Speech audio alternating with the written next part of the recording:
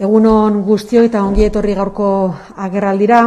Ohikoa den bezala Gobernu Kontseiluan hartutako erabakien berri eman aurretik COVID-19aren inguruan aipamen pare bat egin nahi nuke. Badakizue pandemia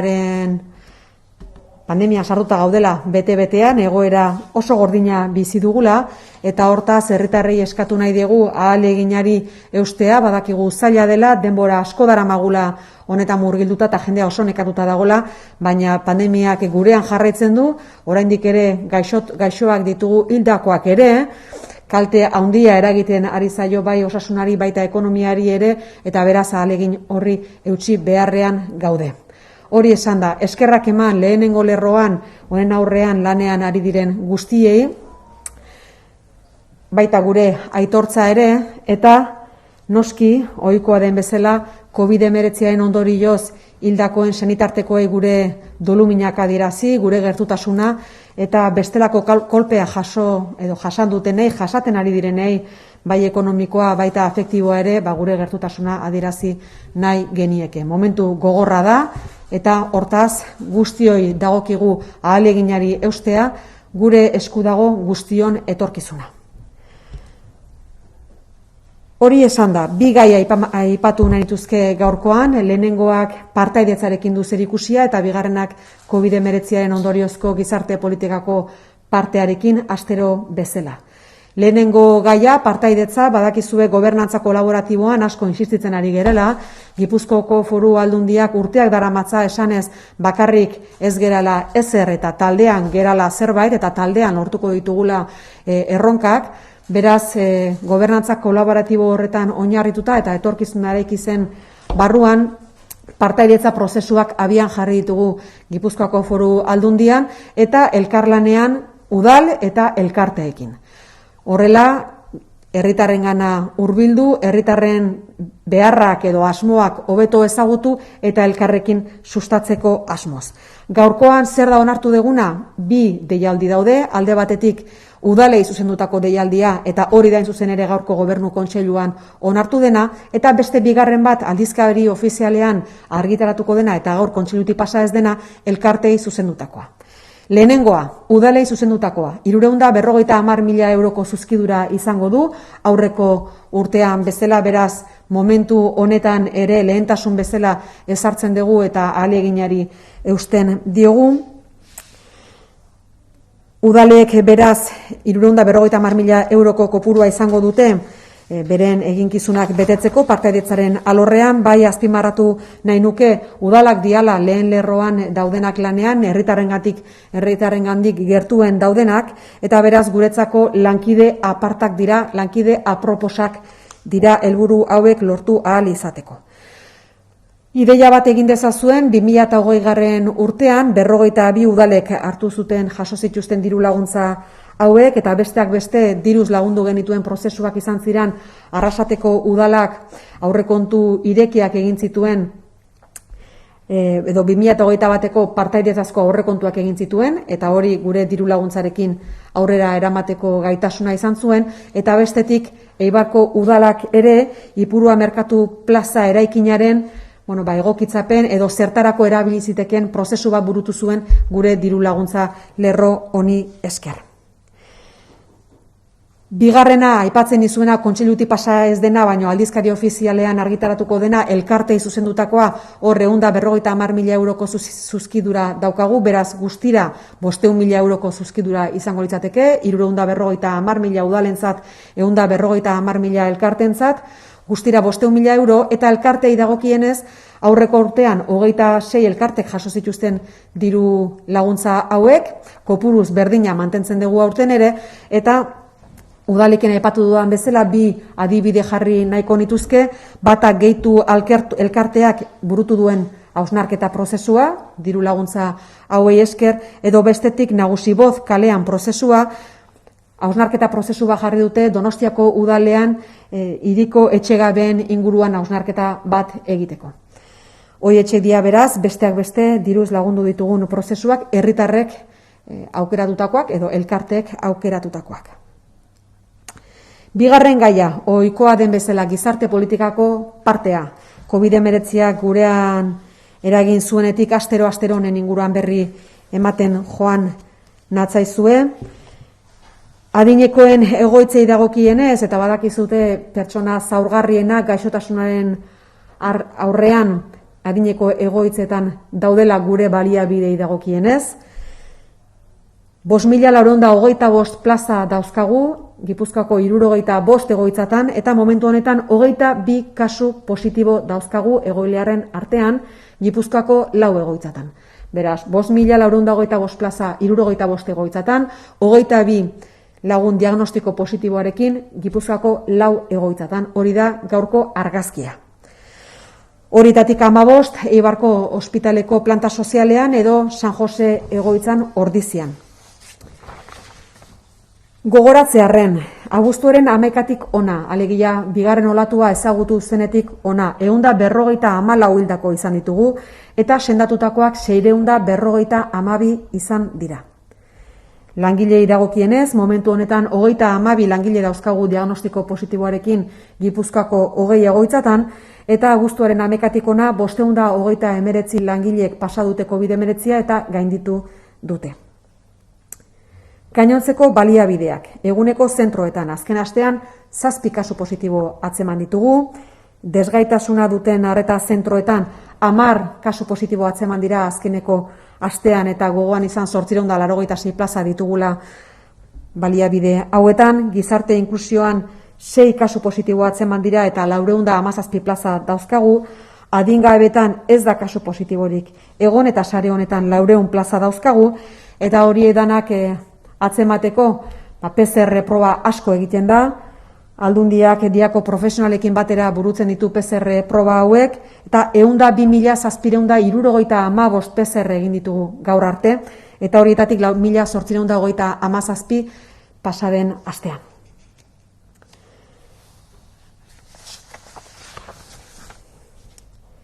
En castellano, brevemente, dos temas que hemos abordado en el Consejo de Gobierno de hoy. La primera tiene que ver con la participación ciudadana y la segunda con el parte semanal de política social, como viene siendo habitual. En primer lugar, en cuanto a la participación ciudadana, hemos aprobado en el Consejo de Gobierno de hoy una partida de 350.000 euros para subvencionar procesos de participación en los ayuntamientos. Por otra parte, decir también que esta semana en el Boletín Oficial se va a publicar ayudas de 150.000 euros para asociaciones de Guipúzcoa. En conjunto van a ser 500.000 euros. Vamos a mantener el mismo importe que el año 2020, puesto que es una prioridad también para la Diputación Foral de Guipúzcoa, no solamente llevar a cabo por sí misma procesos de participación, sino también colaborar con ayuntamientos y entidades del territorio en este ámbito. En cuanto a los ayuntamientos, siempre lo hemos dicho y así lo creemos, son las entidades más cercanas a la ciudadanía y, por lo tanto, tienen un contacto mucho más directo. Hemos llevado a cabo, por ejemplo, el año 2020, 2 procesos de participación en los que hemos colaborado, como en el Ayuntamiento de Arrasate con sus presupuestos del 2020 de participación, y, por otra parte, el Ayuntamiento de Eibar también con un proceso participativo que ha llevado a cabo en el mercado de Ipurúa para saber a qué destinar dicho edificio. Se consolida por parte de la Diputación Foral de Guipúzcoa la apuesta por la participación, por la gobernanza colaborativa. La participación tiene un papel muy importante en la gobernanza abierta y colaborativa y, por lo tanto, seguimos con esta apuesta. Por otra parte, les decía también que a las asociaciones vamos a dirigir una partida de 150.000 euros y ahí también quería recordar 2 procesos que hemos llevado a cabo en el año 2020, con Geitus por una parte y también por otra parte con el proceso Nagusi Voz Kalean, que es una asociación que ha llevado un proceso de participación también para identificar a las personas que viven, que tienen situación de desahucio en la ciudad de Donostia y ver qué políticas municipales se pudieran llevar a cabo para responder a esta situación. Bien, segundo asunto que hemos abordado en el día de hoy, como es habitual, parte de política social. Como saben, las personas más vulnerables frente a la enfermedad y con mayores patologías son las personas de mayor edad.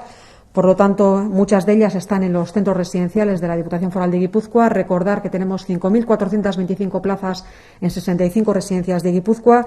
En este momento tenemos a 22 personas con diagnóstico positivo en 4 residencias de Guipúzcoa. Insisto, 5.425 plazas, 65 residencias, 22 casos positivos en 4 residencias.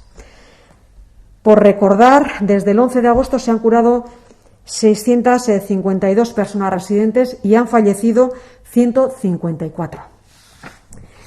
En cuanto al personal trabajador de los centros residenciales, en este momento tenemos a 32 personas con diagnóstico positivo en 20 residencias de Guipúzcoa.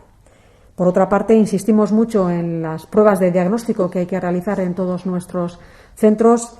Por recordar, se han realizado y hemos pasado ya el límite de 100.000 pruebas. Hemos realizado hasta ahora, en colaboración con la DIA, 102.775 pruebas PCR, tanto a personal residente como a personal trabajador, y esta última semana han sido 4.837 pruebas PCR las que se han realizado. Es un esfuerzo enorme que se realiza por parte, insisto, de la Diputación y de la DIA para diagnosticar a las personas enfermas, en este caso. Hortik aurrera, norbaitek galderaren bat izango balu, erantzuteko prest naukazue. Adinekoen egoitzetan eta itxuraz behintzat ematen gendun bukatutzat aurreko asteburuan, baina ez da amaitu eta emaitza onak hori baita ere lotzea. Bai, alde batetik, txertaketa prozesua oso ondo burutzen ari da, alegia bere ritmoan jarraitzen ari da. Aurreko astean bukatu zen, ordura arte, ritmo egokiakin egin zen, baina bazeuden bi egoitza beranduago hasi zianak aurretik broteak eduki zituztelako. Aretxabaletako egoitzan eta Txarabateko egoitzan. Horiek beranduago hasi zuten prozesua, broteak eduki zituztelako eta etzan posible txertaketarik egitea. Baina gainontzeko guztik bukatuta daude. Bai.